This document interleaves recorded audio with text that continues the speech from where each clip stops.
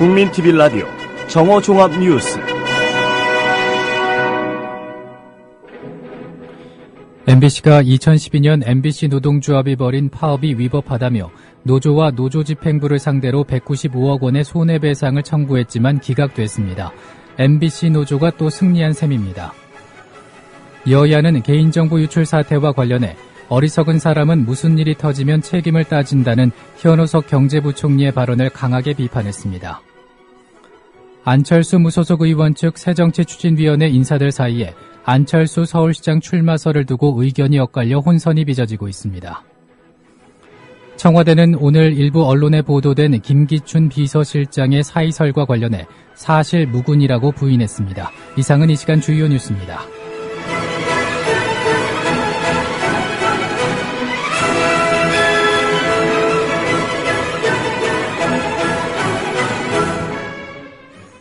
국민TV 라디오 정오종합뉴스입니다.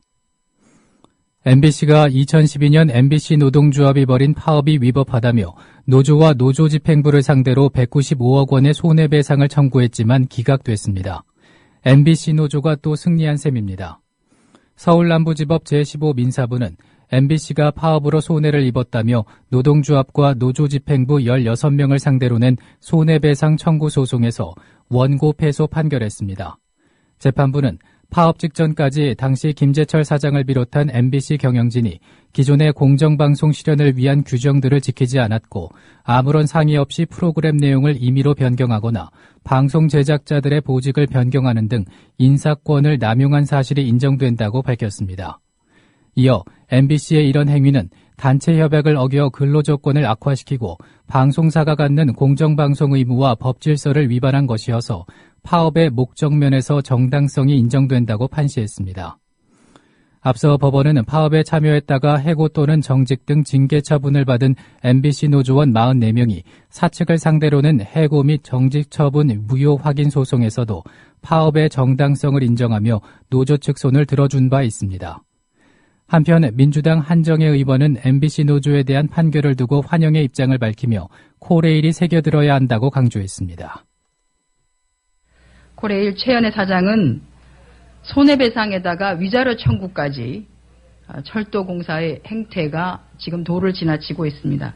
절차적 또 내용적 당위성을 확보하고 진행한 철도 파업에 대한 무차별적인 손해배상 청구, 이 역시 철회되어야 할 것이라고 생각됩니다.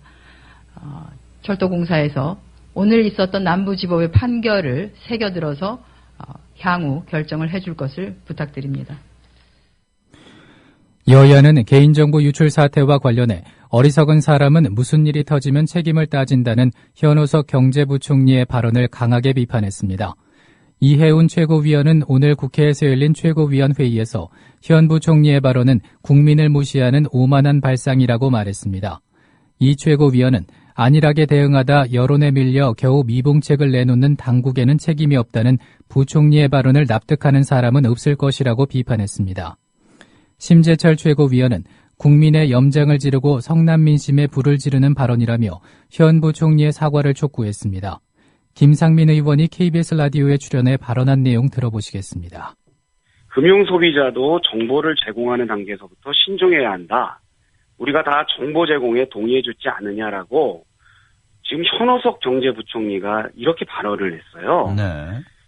이 내용이 뭐냐면은 지금 현재 카드사 고객 정보 유출이 국민에게도 잘못이 있다라고 얘기하는 겁니다. 지금 우리나라 경제를 총책임지고 있는 경제수장이 현사태 책임을 지금 이제 피해를 입은 국민에게 전가하는 발언을 한 거죠. 네. 경제부총리로서 이 현호석 장관께서 국민 앞에 석고대죄를 해도 모자랄 판에 오히려 국민에게 책임을 전가하는 매우 부적절한 이 발언이 나오고 있고요. 네. 게다가 지금 내용들에 대해서도 어제 발표한 내용에 대해서도 굉장히 사실은 구태연하고 근본적 해결 방안이 없는 거에 대해서 예. 국민들은 사실은 아쉬워하고 있고 불안해하고 있는데 지금 이것이 기업에 책임지는 어떤 처벌 위주의 대책이 아니라 예. 근본의 그 관리 감독을 하지 못한 금융위원장이라든지 금융감독원도 책임지고 사퇴되지 않느냐라는 질문도 나왔었죠. 네. 그런데 또 그 발언에 대해서도 어떻게 이야기하냐? 어리석은 사람은 무슨 일이 터지면 책임을 따지고 걱정만 하는데 현명한 사람은 이를 계기로 이런 일이 이어지지 않도록 해야 된다고 얘기합니다. 네. 근데 이것도 참 기가 막힌 얘기가 기업에 이 문제에 대해서 책임 있는 사람에겐 강력한 책임을 물겠다고 얘기하면서 네. 정부에 대한 책임론이 나오니까 오히려 이 질문을 책임을 묻는 사람들을 어리석은 사람으로 치부하고 또 관계 당국에 있는 사람을 감싸기에 열중하고 있는 거죠. 예. 적반하장도 유분수입니다. 민주당 전병헌 원내대표는 외눈박이에게는 두 눈 가진 사람이 비정상으로 보인다는데 외눈박이식 인식이라고 비판했습니다. 전 원내대표는 소 잃고 외양간 고치는 어리석은 정부가 책임을 묻는 국민을 어리석다고 하는 오만과 무책임이 보인다며 민주당은 어리석어도 좋으니 그 책임을 물어야 한다고 생각한다고 강조했습니다. 안철수 무소속 의원 측 새정치추진위원회 인사들 사이에 안철수 서울시장 출마설을 두고 의견이 엇갈려 혼선이 빚어지고 있습니다. 윤여준 의장은 중앙일보와의 인터뷰에서 앞으로 선거까지 남은 넉 달 동안 먼저 열심히 후보를 찾는 게 당연하다면서도 안철수 의원의 출마 여부도 상황이 어떻게 변할지 모르니 우선 지켜봐야 할 일이라고 말했습니다. 이계한 공동위원장 역시 SBS 라디오에 출연해 국민의 목소리가 그러면 안철수 의원이 출마 요구에 응하지 않을 이유는 없다고 했습니다. 이계한 위원장의 말을 들어보시겠습니다. 저희들 각오를 그렇게 읽어주시면 좋겠습니다. 지금 안철수 의원 자체가 자기가 많은 사람들이 뭐 상황이냐고 욕하기도 하고 막뒤에 숨어 있다고 얘기도 하고 하는데 그것이 아니라 최전선에 서서 이번 창당서부터 또 선거에 임하는 것을 책임진다는 그런 필승적의 각을 세우는 것이다. 이렇게 말씀드릴 수 있겠습니다. 그러면 그런 각오의 표현일 뿐이고 아직은 그럴 가능성은 높지 않다. 이렇게 볼 수 있나요? 그런 국민의 목소리가 그러면 안철수 의원이 응하지 않을 이유는 없는데 그러나 새정치의 소통위원장은 안철수 지방선거 출마설에 대해서 참으로 악의적인 얘기라고 부인했습니다. 송우창 의원은 오늘 국민TV 라디오 노종면의 뉴스바에 출연해 언제부터 국회의원으로 활동하고 있는 사람이 선출한 사람들의 뜻을 묻지도 않고 다른 직에 출마를 하게 됐냐며 박원순 시장과 안 의원을 자꾸 이간질하려는 분위기가 있는 것 같은데 두 사람이 함께하면 싫어하는 사람들의 소행 같다고 비판했습니다. 송우창 의원의 말입니다. 그런 얘기들도 참 악의적인 얘기인 것 같아요. 언제부터 이렇게 지금 하나의 선출직을 통해서 네. 선출직으로 현재 국회의원으로 활동하고 있는 사람이 그 지역에 선출을 한 사람들의 뜻에 대해서도 저기를 하지 않고 뭐 사퇴를 하고 또 다른 어떤 직에 출마를 한다고 하는 것이 참 기성 정치권이 이때까지 만들어 놓은 잘못된 관행이 아닌가 싶고 네. 그런 잘못된 관행에 좀 길들여져서 언론이나 일반 국민들이 또 뭐 다른 지역에 뭐 출마를 한다든지 예. 그런 식으로 생각하는 게 너무나 좀 자연스럽게 지금 이렇게 얘기되고 있는 것 자체가 네. 사실은 좀 납득하기가 힘듭니다. 그럼 지금 송우창 의원님 말씀이나 안철수 신당의 어떤 정치 철학은 한번 선출된 직을 수행하는 사람은 선출직 임기를 다 해야 된다고 보시는 거군요. 그것이 선출을 해준 유권자들의 뜻이라고 저는 생각을 합니다.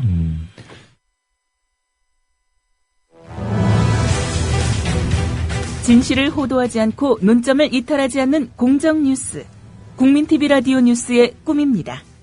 지금은 정호 종합뉴스와 함께하고 계십니다.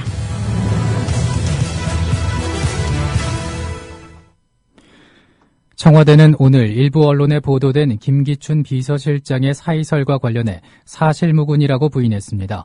청와대 관계자는 김 실장은 박근혜 대통령 해외 순방 기간에도 정상적으로 업무를 받고 실장 주재 수석비서관 회의도 계속 주재했다면서 사의설은 전혀 사실이 아니라고 설명했습니다.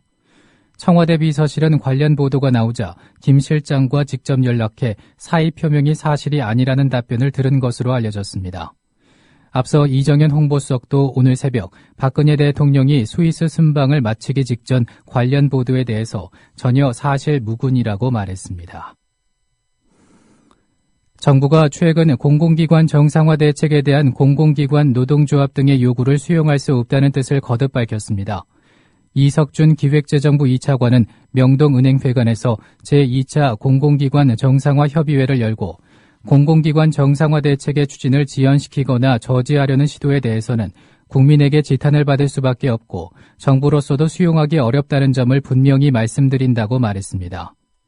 이석준 차관은 경영평가제도는 시장에 의한 평가를 받는 민간기업에 상응하는 자격을 주어서 국민에게 질 좋은 서비스를 제공하게 하려는 제도지 공공기관을 옥죄고 부담 주려는 제도가 아니다고 못 박았습니다.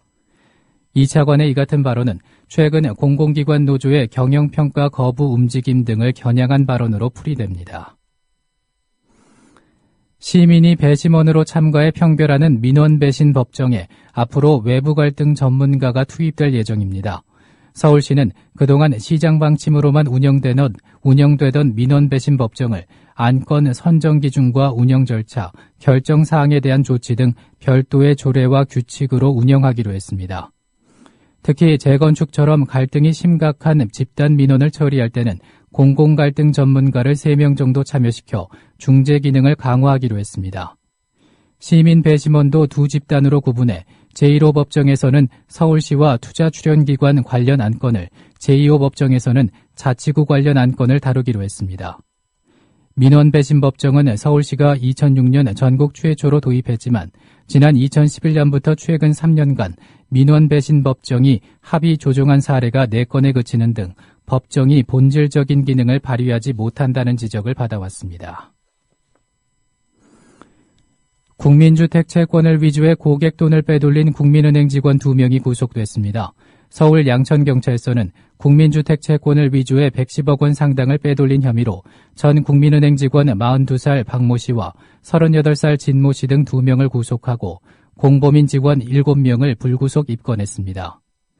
본점 채권 담당자였던 박 씨는 2010년부터 지난해까지 다른 직원 7명과 공모해 상환 만기 소멸시효가 임박한 국민주택 채권을 위조한 후 영업점 직원인 진 씨 등의 도움을 받아 원금과 이자를 포함해 현금 111억 8천만 원으로 바꿔 챙긴 혐의를 받고 있습니다. 나머지 7명은 위조 채권이라는 사실을 알면서도 채권 2,451건에 대해 현금을 내준 것으로 드러났습니다. 리비아에서 무장괴한들에게 납치된 한서구 코트라 트리폴리 무역관장이 사흘 만에 구출됐습니다. 주 리비아 한국대사관은 오늘 한 관장이 리비아 보안당국에 의해 구출됐으며 우리 시간으로 새벽 4시 15분쯤 리비아 정부로부터 한 관장의 신병을 인수했다고 밝혔습니다. 한 관장은 건강상에도 이상이 없는 것으로 파악됐으며 주 리비아 한국대사관에서 피랍 경위에 대해 조사를 받은 뒤 몰타에 있는 가족들과 함께 귀국할 것으로 보입니다.